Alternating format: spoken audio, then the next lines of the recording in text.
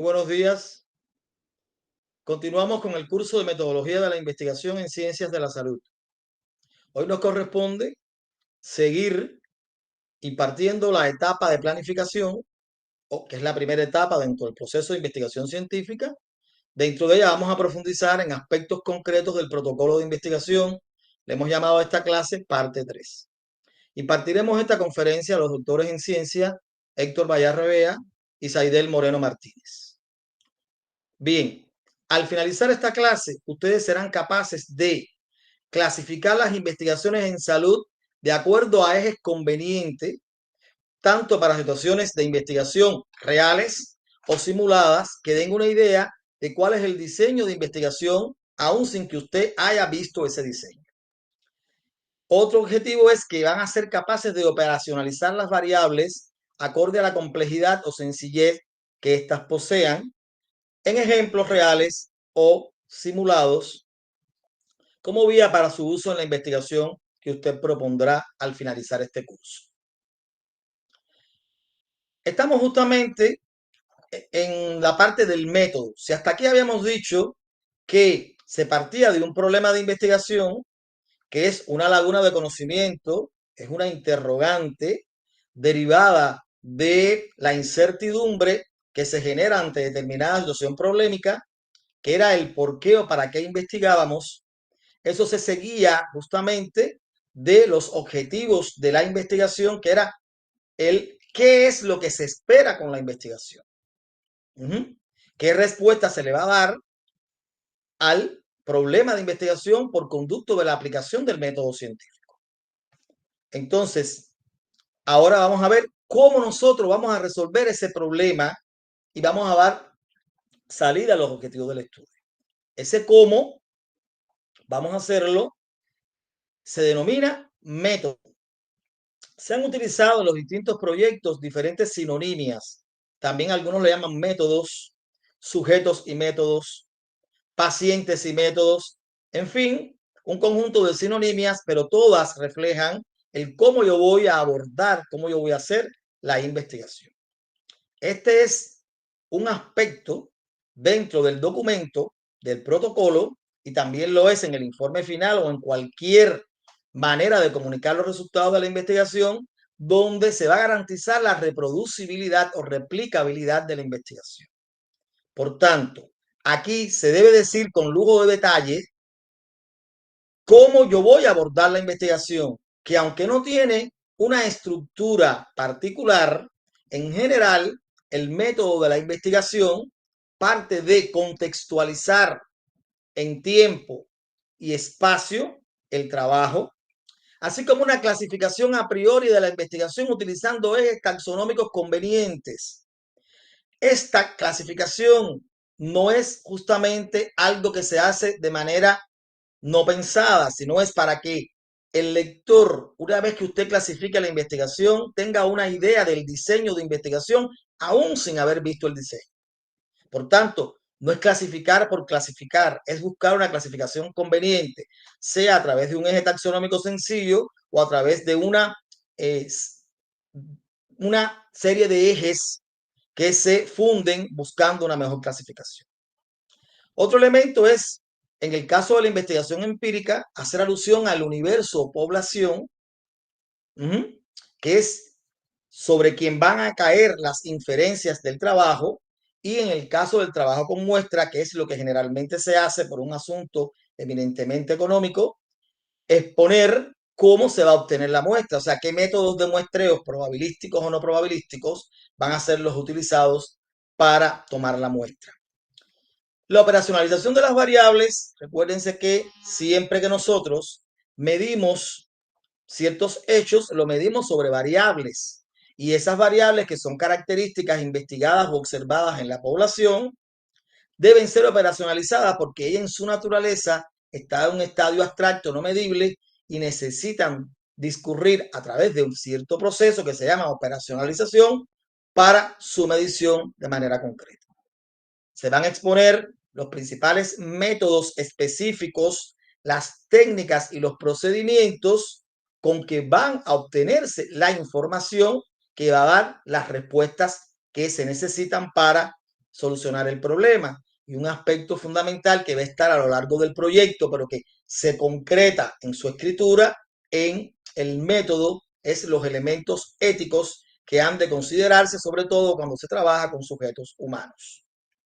Comencemos entonces a explicar la primera parte de clasificación de la investigación. En la literatura reciente aparecen un conjunto de ejes taxonómicos para clasificar la investigación que van desde ejes sencillos a ejes complejos. Esta es una parte que en la actualidad está bastante maltratada en la literatura porque existen muchas informaciones disonantes entre algunos y otros, y también el afán de algunos metodólogos e investigadores de crear sus propios ejes de clasificación y a veces hacen nuevos ejes obviando los elementos básicos de la metodología del conocimiento científico, y entonces a veces se cometen ciertos errores que aparecen en los textos. Yo les voy a dar en primer lugar ejes sencillos y después ustedes tendrán la posibilidad de fundir esos ejes y crear un eje conveniente para su propia investigación. De manera sencilla, cuando hablamos de la investigación de nivel empírico, tomando en consideración la metodología, está el primer tipo de eje, que es el que clasifica las investigaciones de una perspectiva metodológica, es decir, en virtud del método de investigación fundamental que se lleva a vías de hecho en una investigación concreta. Y así, las investigaciones pueden ser observacionales y experimentales. La diferencia fundamental entre ambas es que la investigación observacional, el investigador no manipula por el factor de exposición, mientras en la experimental el investigador tiene la posibilidad de manipular por el factor de exposición. A su vez, las experimentales pueden ser preexperimentales, cuasi experimentales o experimentales. Otro eje sencillo es el que está relacionado con cómo calificar o clasificar la investigación desde la perspectiva del nivel de conocimiento que la evidencia producida por una investigación genera. Así, una investigación en la cual el problema no se conoce bien, solo se vislumbra, puede ser consignada como investigación exploratoria. Otra, más a un nivel un poquitico superior, pero que forma parte de este, es la descriptiva. La investigación exploratoria se considera un primer subnivel dentro de la descriptiva. La descriptiva es una investigación donde donde solo se quiere describir el fenómeno o caracterizar el fenómeno o el hecho, pero no se busca la explicación de ese hecho. O sea, no se busca un análisis de causalidad. Y la investigación explicativa, que puede ser a su vez analítica, o sea, observacional analítica, o experimental. Son investigaciones donde se va a buscar, más allá de la descripción, las posibles causas de ese resultado. Y otro eje es el que clasifica la investigación desde una perspectiva temporal. Desde una perspectiva temporal están los cross-sectional studies, es decir, los estudios de corte transversal, y están los estudios longitudinales, como por ejemplo los estudios de series históricas o series cronológicas, son estudios desde una perspectiva temporal que se denominan longitudinales. Bueno, un poco más profundizando lo que habíamos dicho ya, la clasificación metodológica en observacional y experimental, la diferencia está en que el método observacional no manipula el factor en estudio. O sea, el investigador no está capacitado para proporcionarle a una unidad de análisis determinada condición. Por ejemplo, si yo estoy evaluando hábitos de fumar, yo como investigador no puedo consignar a un sujeto fumador o no fumador. No, el sujeto tiene la condición de fumar o no fumar. Yo no puedo decirle a un sujeto porque quiera de voluntad mía, usted fuma y usted no fuma. No, yo tengo que indagar si fuma o no fuma. Yo no puedo manipular por ese factor. Ni tampoco puedo manipular por otros factores, como por ejemplo, bebe alcohol o no bebe alcohol. El sujeto bebe o no bebe. Yo no puedo hacer una manipulación y a los sujetos otorgar o no una condición. Espero que se haya entendido.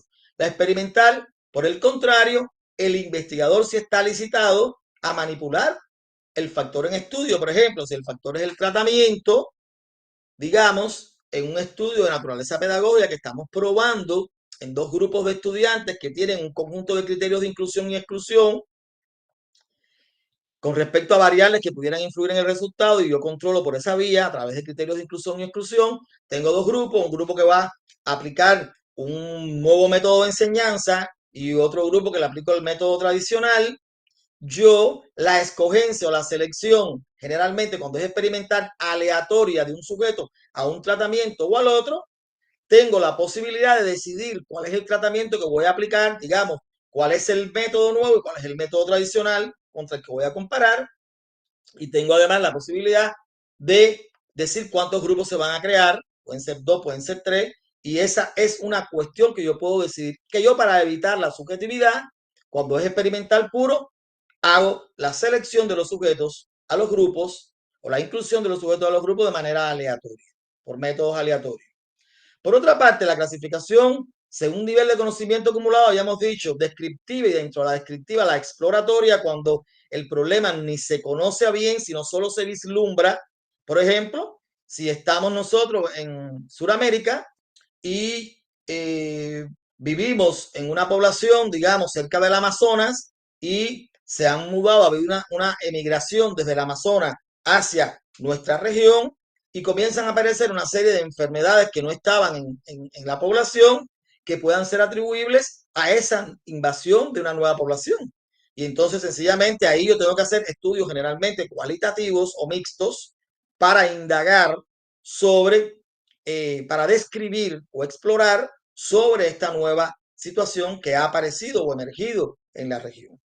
Y ya cuando tenemos ciertos elementos del problema y queremos caracterizarlo, queremos conocerlo en profundidad para poder generar después hipótesis de causalidad que van a ser verificadas en un momento posterior, entonces haríamos una investigación observacional descriptiva, que puede ir hasta lo correlacional, sin que estés estudiando causalidad.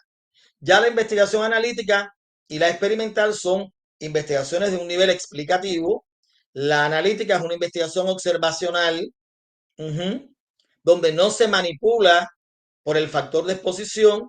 Y dentro de estos estudios analíticos, que son estudios de causalidad, es muy conocido tanto en la investigación en salud de tipo epidemiológica, como en la epidemiología clínica, como en la investigación en política, sistemas y servicios de salud, los estudios analíticos transversales o de prevalencia analítica, los estudios de casos y controles o de casos y testigos y los estudios de cohorte, prospectiva, retrospectiva y ambispectivas. Y la investigación experimental, en el caso de la ciencia de la salud, la más socorrida es justamente los ensayos clínicos controlados. Por supuesto, también hay experimentos en unidades de análisis que no son sujetos humanos, que son justamente los exámenes o las investigaciones preclínicas que se hacen justamente a nivel de otros animales de laboratorio, entre otras cosas, y que van dando una serie de elementos para después poder investigar a nivel de los sujetos humanos. Este tipo de investigación se considera que es lo más próximo a la experimentación en las ciencias exactas, aunque por un problema ético no llega a ser una experimentación pura, porque hay una serie de requisitos éticos que hay que cumplir en este caso. Entonces aquí en general, aquí tienen una clasificación que suele fundir ejes, por ejemplo, según método, observacional, experimental o cuasi experimental. Dentro de la experimental, la diferencia entre la experimental y la cuasi es la aleatorización. En la experimental, esa manipulación por el factor se hace mediante métodos aleatorios, o sea, usted distribuye los sujetos a los grupos de manera aleatoria. Y en la cuasi experimental esto no ocurre de manera aleatoria. Entonces, las observacionales pueden ser descriptivas y analíticas. Dentro de las descriptivas se encuentran justamente cuáles, las exploratorias, y pueden hacerse desde una perspectiva temporal o longitudinal. Y en epidemiología están los llamados estudios ecológicos, que son estudios descriptivos que pueden ser, según la temporalidad, pueden ser transversales o longitudinales. Y las analíticas pueden ser básicamente los estudios transversales analíticos, los casos y controles que son retrospectivos y los de cohortes que son prospectivos. Aunque hay de cohortes retrospectivas y de cohortes ambispectivas. A nivel experimental, por ejemplo, en el ámbito de la salud están los estudios de laboratorio, están los ensayos clínicos y las llamadas revisiones sistemáticas, que son bastante frecuentes ahora, que tienen o incorporan métodos estadísticos como los metaanálisis, y las llamadas intervenciones comunitarias, aunque hay intervenciones a otros niveles también, intervenciones sociales, etcétera. Desde el punto de vista cuasi experimental, hay ensayos clínicos en estos momentos que son cuasi experimentales. También están apareciendo los ensayos clínicos, que ya también hay ensayos clínicos observacionales, los ensayos clínicos y de laboratorio como cuasi experimentales y los cuasi experimentos para políticas y programas de salud. Ahora bien, según tiempo, como les decía, la investigación puede ser transversal cuando es una instantánea de la realidad, como son los estudios de prevalencia, y desde el punto de vista longitudinal en un lapso de tiempo donde se incluyen los estudios de series cronológicas y las series de casos también. Ahora bien, ¿qué cosa es una variable? Bueno, una variable es una característica investigada en una población o muestra que puede tomar diferentes valores o grados de intensidad entre las unidades de análisis que la conforman. Si ustedes visitan nuestro canal y ven el curso de estadística descriptiva que se está dando, pueden profundizar en este conocimiento, que en general pueden clasificar como variables cualitativas o cuantitativas, teniendo en común que ambas son características y de diferente que las cualitativas no pueden ser medidas numéricamente, mientras que las cuantitativas sí pueden ser medidas desde una perspectiva numérica. ¿Qué características tienen la escala? Para usted poder medir una variable, tiene que crear escalas de clasificación, tienen que tener dos características, ser exhaustivas o ser mutuamente excluyentes. Y ser mutuamente excluyente, ser exhaustiva, quiere decir que en una serie de datos en la que usted vaya a clasificar una variable, o sea, en una muestra que usted va a clasificar una variable, no puede quedarse nadie sin clasificar. La escala tiene que contener todos los posibles resultados que están en esa muestra. Y que las clases o categorías que usted construya para una escala tienen que ser mutuamente excluyentes. Es decir, no puede haber duda de qué clase o qué categoría usted va a clasificar a un sujeto o a una unidad de análisis. También las escalas pueden ser cualitativas y esas cualitativas pueden ser nominales u ordinales. Ambas son escalas que no pueden ser medidas numéricamente. Y las cuantitativas pueden ser escalas de intervalo o escala de razón o proporción, cuya diferencia está fundamentalmente en que las escalas que más información brindan son las de razón o proporción, le siguen las de intervalo, las de razón y las de ordinales, y las que menos información brindan son las cualitativas. Ahora, para operacionalizar una variable se debe poner al menos, la operacionalización puede ocurrir lo mismo en un párrafo que puede ocurrir en un cuadro resumen. Lo importante es que usted tenga una idea de qué significa el proceso de operacionalización. Operacionalizar las variables, que en general se hace por objetivos y se pone en el método, es sencillamente el proceso a través del cual usted transforma la variable desde un estadio abstracto no medible, que es como ella está en la naturaleza, a un estado concreto medible, para poder entender cómo yo voy a poder medir la variable en la investigación. Que lo lógico es que lo haga por objetivo para poder seguirle el hilo a lo que estoy haciendo. Y aquí justamente se pone el nombre de la variable, se crea o se construye la escala de clasificación y se define qué cosa vas a encontrar en cada una de las categorías. Incluso si usted está codificando la variable, usted puede poner la codificación que usted puso para su base de datos que usted tiene que construir cuando vaya a procesar la información. Esos son los elementos que al menos debe tener. Por ejemplo, aquí hay una manera de operacionalizar de algunos autores donde pone la edad, qué tipo de variable es, esto puede ponerse o no.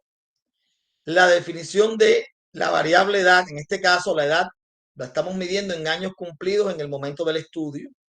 Y creamos una escala con ciertos intervalos, que es una escala abierta, después verán por qué es abierta o semiabierta. En este caso es abierta, porque ambos intervalos extremos, el inferior y el superior, el primero y el último, son abiertos. O sea, menos de 25 años, 25 a 29 años, 30 a 34 años, 35 a 39, 40 a 44 y 45 y más. La escolaridad, que en este caso está medida como cualitativa ordinal, porque es el último nivel escolar terminado, consignado como nivel primario, nivel secundario, nivel preuniversitario, nivel universitario. Y aquí usted puede poner dentro qué usted considera como primario, porque depende del lugar donde usted esté, qué grado se consideran dentro del secundario y así sucesivamente. Otra variable es la vía de captación, por ejemplo, que es una variable cualitativa nominal politómica que está definida como el medio o persona que más influyó para acudir a solicitar el examen. Y ahí puedes poner, digamos, ellos pusieron los investigadores, si la vía para la captación fue profesional de la salud, si fue la televisión, si fue un material informativo, etcétera.